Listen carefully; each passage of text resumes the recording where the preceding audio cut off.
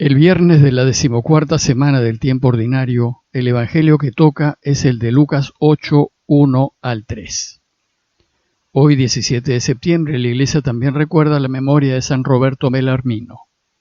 Roberto nació en la región de Toscana en 1542 y quiso seguir la vida religiosa y eligió ingresar a la recientemente fundada Compañía de Jesús. Debido a su inteligencia brillante, rápidamente avanzó en los estudios y empezó a dictar clases de teología, filosofía, matemáticas y astronomía en la Universidad de Lovaina.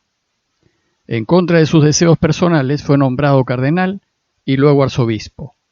En cuanto científico, participó benignamente en el proceso contra Galileo Galilei, murió en 1621, fue canonizado por Pío XI y declarado doctor de la Iglesia. Ahora retomemos la lectura continuada de Lucas y les leo el texto citado. En aquel tiempo iba caminando de ciudad en ciudad y de pueblo en pueblo, anunciando la buena noticia del reinado de Dios. Lo acompañaban los 12 y algunas mujeres que él había curado de malos espíritus y enfermedades. María la Magdalena, de la que habían salido 7 demonios, Juana, mujer de Cusa, intendente de Herodes, Susana y otras muchas que le ayudaban con sus bienes. Empezamos la lectura del capítulo 8 de Lucas con un breve texto que nos cuenta qué hacía Jesús y quiénes lo acompañaban. Veamos primero qué hacía el Señor. Mientras estuvo en Galilea, Jesús pasó su vida pública caminando, como dice el texto, de ciudad en ciudad y de pueblo en pueblo. Su trabajo fue ir de un sitio a otro, discurrir entre pueblos a lo largo de la Galilea. Usualmente iba a pie, pero cuando estaba cerca del lago, lo hacía en barca. Y las distancias que caminaba eran considerables. Por ejemplo, de Cafarnaúm a Nazaret o a Naín hay unos 50 kilómetros, y a Jerusalén unos 140 kilómetros. Eso suponía que con frecuencia él y los suyos tenían que dormir al aire libre. ¿Y qué hacía Jesús en este ir y venir de un pueblo a otro? Dice el texto que anunciaba la buena noticia del reinado de Dios. Jesús buscó contar a todos los que podía la extraordinaria noticia de que Dios nos quiere y que por eso desea reinar en medio nuestro para hacer de este un mundo de paz y de justicia en donde todos vivamos felices. Pero para que Dios pueda reinar, nosotros tenemos que ayudarlo. Y lo ayudamos eligiendo aquello que haga posible que reine, es decir, poniéndolo siempre del lado de la verdad, de la justicia y de la vida en toda elección que hagamos, y disponiéndonos a asumir las consecuencias de hacerlo. Y a fin de que su Padre pueda reinar, Jesús exhortaba a la gente a evitar siempre el pecado, esto es, evitar hacer daño, pues ello impide que Dios reine. Y los animaba a ayudar a los demás, en especial a los que más necesitan.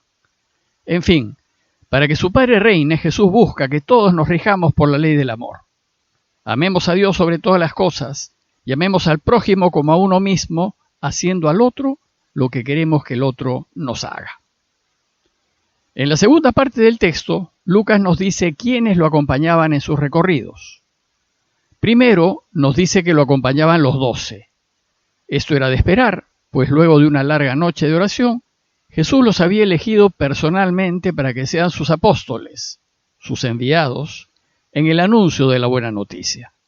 Sin embargo, aún no habían sido enviados, pues tenían primero que aprender.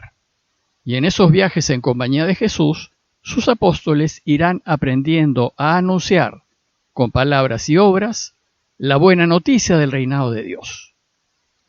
Y segundo, que es lo más llamativo, Lucas nos dice que lo acompañaban también algunas mujeres.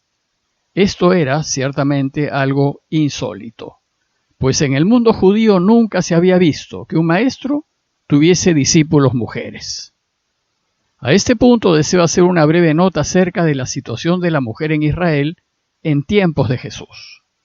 Pues para la cultura judía de esos tiempos, la mujer no contaba absolutamente para nada. Ellas eran solo propiedad del hombre, y éste las enumeraba en sus listas de bienes. Antes de casarse, eran propiedad del padre. En el matrimonio, que usualmente era arreglado, la mujer pasaba a ser propiedad del marido, y en casa al marido lo debía tratar de mi señor. Y en la viudez, ellas pasaban a ser propiedad de los hijos varones. Además de ocuparse de las tareas de la casa y de satisfacer a sus maridos, su principal tarea era darles hijos varones. Las mujeres no solían salir de sus casas, y cuando lo hacían tenían que ir acompañadas de algún hombre de la familia, y además debían salir cubiertas con un velo. Si la mujer salía por su cuenta, era considerada una libertina, una mujer pública.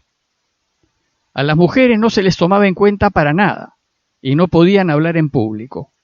Tampoco se les pedía opinión, pues sus opiniones no contaban. Su testimonio no valía. Por eso cuando las mujeres van a contar a los discípulos que Jesús había resucitado, ellos no solo no les creen, sino que van los hombres a comprobar si es verdad lo que anunciaban. De igual modo, las mujeres tampoco contaban para la vida religiosa del pueblo. No les enseñaban la ley de Moisés y por tanto no tenían las obligaciones de la ley, pues la alianza fue hecha entre Dios y los hombres de Israel. Más bien ellas eran solo ocasión de pecado y tentación. Y ante la ley, el trato era distinto. Por ejemplo, en el adulterio se castigaba a la mujer con la muerte, pero no al hombre. O por ejemplo, si daban a luz a un hombre, quedaban impuras 40 días. Pero si daban a luz a una mujer, quedaban impuras 80 días. A causa de la menstruación y de la sangre que perdían en los partos, eran sujetos de impureza ritual, y durante esos periodos se consideraba que contaminaban todo lo que tocaban. Por ejemplo, pueden leer lo que dice Levíticos 15, 19 al 30. En el templo y en las sinagogas tenían un lugar separado de los hombres, secundario y marginal. Y los sábados solo se encargaban de preparar la mesa o de alguna oración menor. En este contexto, imagínense el escándalo que debió causar que Jesús hablase con la samaritana a solas. Sin duda, debió romper muchos esquemas. Bueno, pues a la luz de esta mentalidad judía tan machista, llama muchísimo la atención el trato que Jesús tuvo con las mujeres y que permitió que lo acompañasen en sus giras. Jesús fue contra los condicionamientos culturales judíos y reivindicó el papel de la mujer. Debió ser chocante para la mentalidad de la época ver que Jesús tenía discípulos mujeres. El comportamiento de Jesús fue demasiado liberal, lo que sin duda aumentó la fuerte animosidad que las autoridades religiosas judías tuvieron en su contra. Lo cierto es que era Jesús muy peligroso, pues iba contra las costumbres judías y por tanto sus enemigos consideraban que estaba destruyendo al pueblo de Israel. En el relato de hoy, Lucas además nos dice quiénes eran las mujeres que lo seguían. Dice el texto que lo seguían algunas mujeres que él había curado de malos espíritus y enfermedades, como María la Magdalena, de la que habían salido 7 demonios.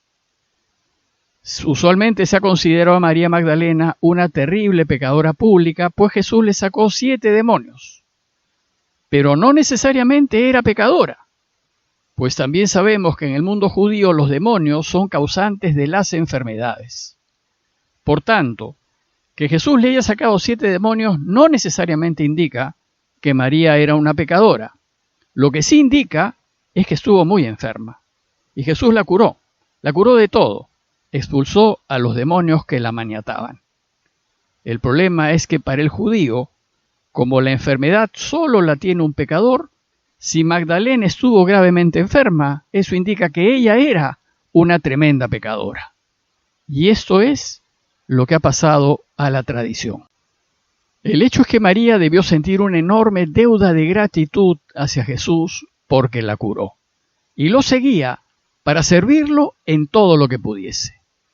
Lucas menciona también a Juana, mujer de Cusa, intendente de Herodes, y Susana y otras muchas que le ayudaban con sus bienes. Probablemente Juana vivía en Tiberíades, que era la ciudad que Herodes Antipas hizo construir a orillas del lago en honor al emperador Tiberio. Era mujer de Cusa, que era administrador mayor de Herodes. Seguramente Cusa, como también Herodes, tenía costumbres romanas y debió ser muy liberal en el trato con su mujer. Podemos suponer que Juana tuvo una muy buena situación económica, como probablemente también la tuvieron Susana y las otras que lo seguían. Lucas nos dice que estas mujeres eran benefactoras de Jesús. Como Lucas mismo nos dirá más adelante, Jesús no tenía ni dónde reclinar la cabeza. Por tanto, toda su misión era sostenida por benefactores, en este caso mujeres de las que el Padre se valía para mostrarnos su providencia. A lo largo de la historia, las mujeres han sido y son la columna vertebral de la Iglesia. En muchos casos su trabajo es callado y silencioso, pero su apoyo a la misión es fundamental. Sin ellas la Iglesia no hubiese podido expandirse y sostenerse y no hubiese podido ser lo que hoy es. Ellas han sido y siguen siendo las benefactoras del reinado de Dios. Muchas de ellas son religiosas que ofrecen sus vidas a fin de que Dios reine, en misiones difíciles y ocultas. Y así como a María, Juan y Susana, apoyando en la discreción el trabajo de Jesús. A manera de conclusión, los invito a reflexionar en el papel de la mujer en la sociedad y en la Iglesia. En Occidente y recién en el siglo XX, la mujer ha ido ocupando el lugar que le corresponde. La Iglesia va un poco más lento, pero ya el Papa Francisco ha hecho nombramientos de mujeres que a ojos de algunos hombres parecen demasiado audaces. Pero debemos considerar que audaz fue Jesús, quien en su tiempo, y en una cultura tan machista, yendo contra el pensar de su tiempo, se apoyó en mujeres de buena voluntad para que lo ayuden a que su Padre reine. Pidámosle pues hoy a Dios que la Iglesia imite a Jesús en su trato con las mujeres, pues el Padre nos creó hombre y mujer, a fin de que la mujer siga siendo un instrumento privilegiado para la construcción de su reino. Parroquia de Fátima, Miraflores, Lima.